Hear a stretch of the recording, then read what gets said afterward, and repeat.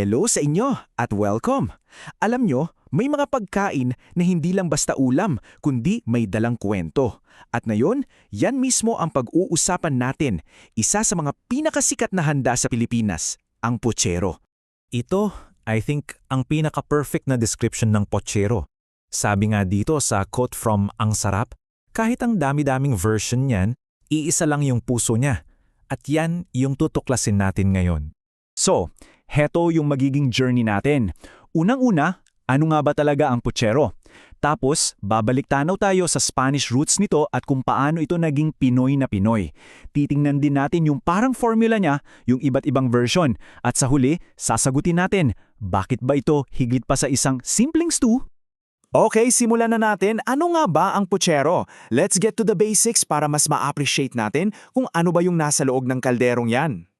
Basically, ang puchero o putsero sa iba ay isang stew na inadapt natin mula sa mga Espanyol. So, ang mga pangunahing bida rito ay una, yung karne, pwedeng baka, manok o baboy. Pangalawa, yung tomato-based sauce niya. At siyempre, yung pinaka-signature ingredient, yung saging na saba. At dito talaga yung magic ng puchero, di ba? Yung perfect balance ng tamis na kadalasan galing sa saging na saba at yung alat-asim ng kamatis at yung linamnam ng karne. Yun yung flavor profile na hinahanap-hanap natin. Pero para mas maintindihan natin yung puchero natin ngayon, kailangan nating mag-time travel. Balikan natin kung saan ba talaga ito nagsimula. So, yung pangalan pa lang, galing na sa Spanish word na puchero, na ang ibig sabihin ay stew pot o kaldero. Dala-dala yan ng mga Espanyol, kasama na rin yung mga bagong sangkap, lalo na yung kamatis at patatas na dumating dahil sa galleon trade. At dito nangyari yung Filipino touch. Kung yung Spanish puchero may garbanzos at chorizo, yung sa atin naman binigyan natin ng sariling twist. Dinagdagan natin ng saging na saba, petchay, at syempre ang pambansang pampalasa, ang patis. Dito na talaga nag-iba ang lahat. Ngayon, mas himayin pa natin yung mga pagbabagong yon. Kasi ito talaga yung nagbigay ng Filipino identity sa puchero.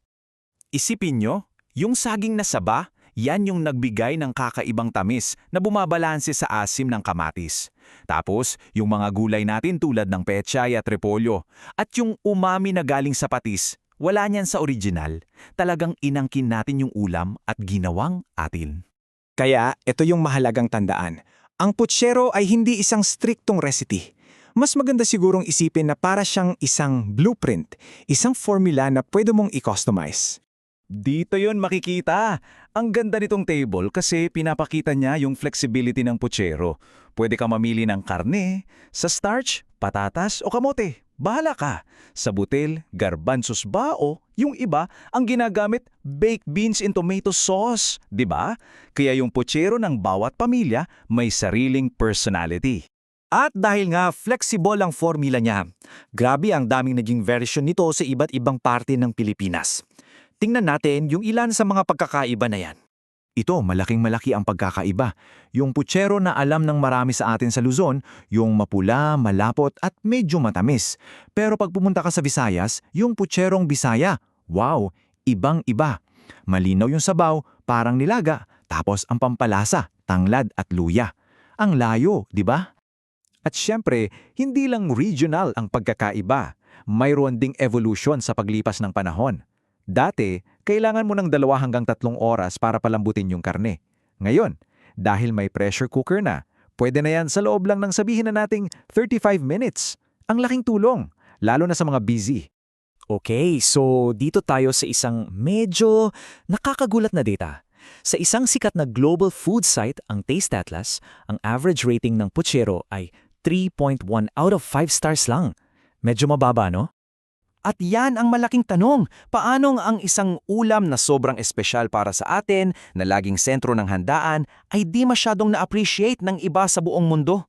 Ano kaya ang dahilan? Para masagot yan, kailangan nating tingnan ang puchero hindi lang bilang isang recipe, kundi bilang isang karanasan. Ang ganda nitong quote mula kay Marjorie Barreto. Sabi niya, ang puchero ay isang labor of love. Hindi ito yung tipo ng ulam na biglaan mo lang lulutuin. Pinaghahandaan nito. Dito pa lang, may clue na tayo kung bakit siya espesyal. So, baka ito yung sagot. Ang puchero ay hindi lang tungkol sa lasa. Tungkol ito sa effort, sa paghahanda para sa pamilya. Dahil special occasion food siya at medyo komplikado, baka yung mga hindi familiar dito, nahihirapang i-judge siya based lang sa isang tikim. Ang totoong halaga kasi nito ay nasa buong experience, yung pag-aalaga na kasama sa bawat kaldero. Sa huli, ang puchero ay kwento ng Pilipinas sa loob ng isang kaldero. Kwento ng adaptation, ng pamilya at ng pagmamahal. At sana mapaisip din kayo, yung paborito ninyong pagkain sa bahay, anong kwento kaya ang sinasabi nito? Maraming salamat sa pagsama sa akin